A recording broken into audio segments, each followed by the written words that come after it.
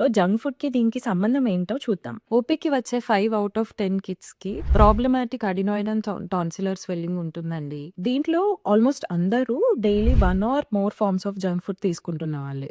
మరి 2 year old చైల్డ్‌లో కూడా అడినాయిడ్స్, టాన్సిల్స్ చూస్తున్నాము. సో, జంక్ ఫుడ్‌కి దీనికి సంబంధం ఏంటో చూద్దాం. Ultra processed foods like biscuits, chocolates, chips, sugary డ్రింక్స్‌లో high content of sugar, unhealthy fats, refined sugars ఉంటాయి. ఇవి ఇన్‌ఫ్లమేషన్ అనే ప్రాసెస్‌ని ట్రిగ్గర్ చేస్తూ ఉంటాయి. ఇన్‌ఫ్లమేషన్ అంటే ఒక ఫైర్ లాంటిది. మనం ఇలాంటి ఫుడ్స్ డైలీ వేస్తూ ఉంటే ఆ ఫైర్‌కి ఫ్యూయల్ యాడ్ చేస్తున్నట్టు ఉంటుంది. సో, ఇలా కంటిన్యూయస్‌గా క్రానిక్ లో గ్రేడ్ ఇన్‌ఫ్లమేషన్ జరుగుతూ ఉంటుంది. దీనివల్ల టాన్సిల్స్, అడినాయిడ్స్ అనేవి స్వెల్ అవుతూనే ఉంటాయి. వాటికి ష్రింక్ అవ్వడానికి అసలు టైం అనేది ఇవ్వం. ఈ ప్రాసెస్డ్ ఫుడ్ మన గట్‌ని ఎఫెక్ట్ చేస్తుంది. బెనిఫిషియల్ బ్యాక్టీరియాని కిల్ చేస్తుంది. అండ్ చాలా రోజుల నుంచి ప్రాసెస్డ్ ఫుడ్స్ తింటూ ఉంటే గట్‌లో లీకేజ్ అనేది జరుగుతూ ఉంటుంది. దానివల్ల ఇన్‌ఫ్లమేషన్ అనేది ఇంకా ట్రిగ్గర్ అవుతూ ఉంటుంది. అండ్ ఈ షుగరీ ప్రాసెస్డ్ ఫుడ్స్ తిన్న కొన్ని గంటల వరకి మన నోట్లో మైక్రో ఆర్గానిజమ్స్‌కి ఫేవరబుల్ ఎన్విరాన్మెంట్ క్రియేట్ అయ్యి అవి చాలా ఫాస్ట్‌గా మల్టిప్లై అవుతాయి. అండ్ చుట్టుపక్కల ఉండే ఇమ్యూన్ రెగ్యులేషన్ కూడా డిస్టర్బ్ చేస్తాయి. దానివల్ల క్యావిటీస్ వస్తాయి.